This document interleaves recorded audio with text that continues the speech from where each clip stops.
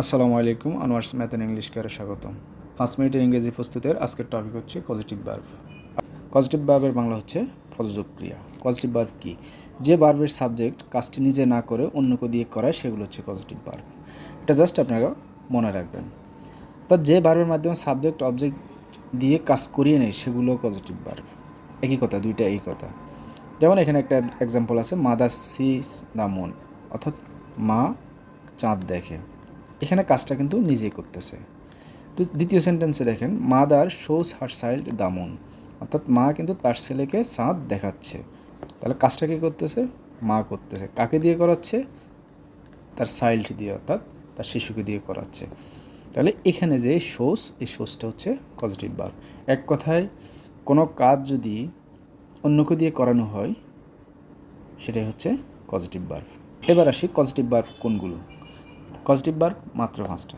এটা হচ্ছে make, get, let, help, have. এই 5টা মুখস্থ করে ফেলবেন। প্রায় পরীক্ষায় এগুলো থেকে প্রশ্ন হয়ে থাকে। এই ভার্বগুলোর সাথে পরে কিন্তু আরেকটা মেইন ভার্ব থাকবে। এখানে যে ভার্বগুলো দেখতে পাচ্ছেন, এই ভার্বগুলোর পরে একটা অবজেক্ট থাকবে, অর্থাৎ অবজেক্টিভ ফর্ম থাকবে। এরপরে আরেকটা ভার্ব থাকবে। যেমন এখানে দেখেন, হি লাভস, সে হাসে। এটা হচ্ছে নর্মাল সেন্টেন্স। কিন্তু হি মেক্স মি লাভ, এই মেক্সটা হচ্ছে পজিটিভ ভার্ব। এই পজিটিভ ভার্বের পরে দেখেন একটা মি আছে, অর্থাৎ একটা অবজেক্টিভ ফর্ম আছে। এরপরে আমার এখানে খালি স্থান থাকবে। এখানে দেখেন আই গট, এই গটটা হচ্ছে কি? অর্থাৎ গেটের ফার্স্ট ফর্ম। এখানে গেট আছে, গেটের ফার্স্ট ফর্ম হচ্ছে গট। এই জায়গায় এটা প্রেজেন্ট ফর্ম থাকতে পারে, ফার্স্ট ফর্ম থাকতে পারে, এটা ম্যাটার না। এরপর দেখেন মাই শার্ট, এখানে একটা অবজেক্টিভ ফর্ম আছে। এই জায়গায় খালি স্থানটা আমাদের থাকবে, এই ভার্বটা আমাদের দেওয়া থাকবে না, এটা আমাদেরকে দিতে হবে পরীক্ষায়। এবার আমরা দেখব কিছু normal verb versus positive verb. যেমন লার্নার তো নিজে শেখা, টিচার তো অন্যকে শেখানো, সিয়ার তো নিজে দেখা, শোর তো অন্যকে দেখানো। এভাবে আমার এখানে কয়েকটা ভার্ব দেওয়া আছে। এগুলো হচ্ছে নর্মাল ভার্ব আর এগুলো হচ্ছে পজিটিভ ভার্ব। এটা হচ্ছে অরিজিনাল পজিটিভ, কিন্তু পরীক্ষায় এগুলো আসবে না আপনাদের। পরীক্ষায় আসবে কোনগুলো? ওই যে 5টা মেক, লেট, হ্যাভ, গেট, ওগুলো দিয়েই পজিটিভ ভার্ব করা হবে। অর্থাৎ এগুলো হচ্ছে সরাসরি পজিটিভ ভার্ব, এগুলো পরীক্ষায় আসবে না, এগুলো নর্মাল সেন্টেন্সে ব্যবহার করা হয়। কিন্তু মেক, লেট, হ্যাভ, গেট এগুলো দিয়ে যেটা করা হয় সেগুলা জোর করে পজিটিভ করানো হয়। এক কথা হচ্ছে এমনই, শর্টকাট টেকনিক। তো সাবজেক্ট থাকবে, মেক, লেট, হেল্প যদি থাকে তাহলে সেক্ষেত্রে V1 হবে। V1 বলতে ভার্বের প্রেজেন্ট ফর্মকে বোঝাচ্ছি আমি। ভার্বের কোন ফর্ম? Present form. অর্থাৎ make, let, help, get, have 5টা আছে। 5টার মধ্যে যদি এই 3টা থাকে, 3টার পরে পার্সন থাক আর থিং থাক, যেটাই থাকুক না কেন, পরবর্তীতে ভার্বের প্রেজেন্ট ফর্ম হবে। আমরা যখন এক্সাম্পল করব তখন ক্লিয়ার হয়ে যাবে। 2 নম্বর শর্ট হচ্ছে, যদি গেট অথবা হ্যাভ থাকে সেক্ষেত্রে পার্সন থাকলে হবে V1 অর্থাৎ ভার্বের প্রেজেন্ট ফর্ম। আর যদি থিং থাকে সেক্ষেত্রে হবে B3। B3 মানে হচ্ছে ফার্স্ট পার্টিসিপল। আশা করি ক্লিয়ার। যদি সেন্টেন্সে মেক, লেট, হেল্প এই 3টে থেকে যে কোনো একটা থাকে সেক্ষেত্রে ফরে পার্সন থাক আর থিং বস্তু থাক, অর্থাৎ মানুষ থাক আর বস্তু থাক, আমরা ভার্বের প্রেজেন্ট ফর্ম করব। আর যখন গেট আর হ্যাভ থাকবে সেক্ষেত্রে পার্সন হলে হবে B1 অর্থাৎ প্রেজেন্ট ফর্ম, আর বস্তু হলে হবে B3। এবার সরাসরি আমরা একটা উদাহরণ দেখি। যেমন the speaker fail to make the audience, এখানে দেখতে পাচ্ছেন যে এখানে মেক আছে, তার মানে হচ্ছে এটা হচ্ছে পজিটিভ। এখানে একটা অবজেক্টিভ ফর্ম আছে।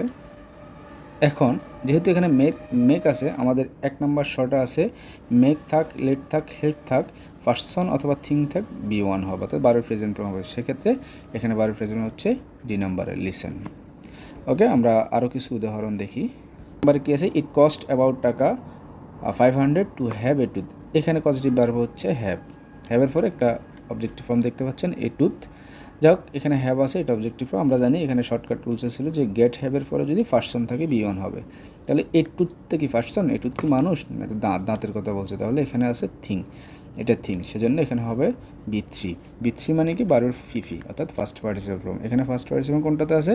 সিতে আছে, আনসার হবে সি। ওকে, 2 নম্বর আসছে হোয়ার ড্যাশ।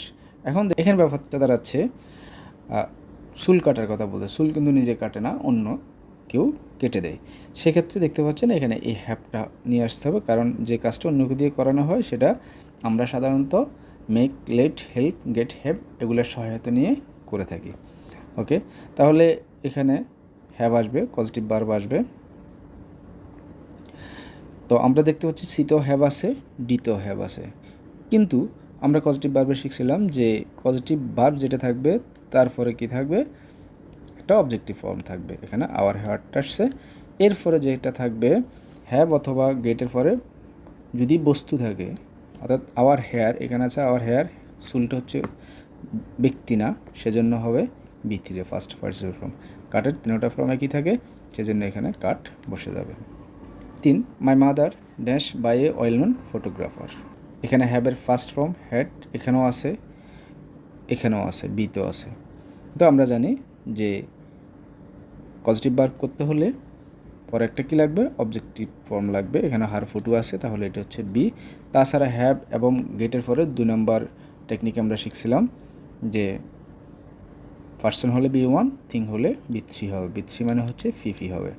তাহলে যেহেতু এখানে হার ফটো হচ্ছে অবজেক্টিভ ফর্ম, অর্থাৎ গেট হ্যাভের পরে বস্তু থাকলে B3 হবে। এখানে ট্যাগের ফার্স্ট পার্সন ফর্ম হবে taken. 4 number, she did not let me dash what she was painting. দেখতে পাচ্ছেন এখানে লেট আছে। আমরা 1 নম্বর টেকনিকে শিখছি যে মেক থাক, লেট থাক, হেল্প থাক, পার্সন অবজেক্ট থিং যে কোনোটাই হলে B1, অর্থাৎ ভার্বের প্রেজেন্ট ফর্ম হবে। সেক্ষেত্রে এখানে ভার্বের প্রেজেন্ট ফর্ম হবে সি। 5 নম্বর, please dash sure your seat be it is first time to take off. তাহলে এখানে দুটা পজিটিভ ভার্ব দেখতে পাচ্ছি, একটা হচ্ছে গেট, একটা হচ্ছে মেক। কারণ গেট হবে না মেক হবে, সেক্ষেত্রে আমাকে দেখতে হবে যে এখানে যে ভার্বটা আছে এখানে দেখতে পাচ্ছি ইজ, অর্থাৎ ভার্বের প্রেজেন্ট ফর্ম দেখতে পাচ্ছি হবে। ওকে। 6, দ্য এক্সামিনার মেড আস, এখানে দেখতে পাচ্ছেন মেড, অর্থাৎ মেক আছে, মেক, লেট, হেল্প 1 নম্বর শর্টকাটে যে কোনোটা থাক আমরা ভার্বের প্রেজেন্ট ফর্মটা নিব, ভার্বের প্রেজেন্ট ফর্ম আছে এতে।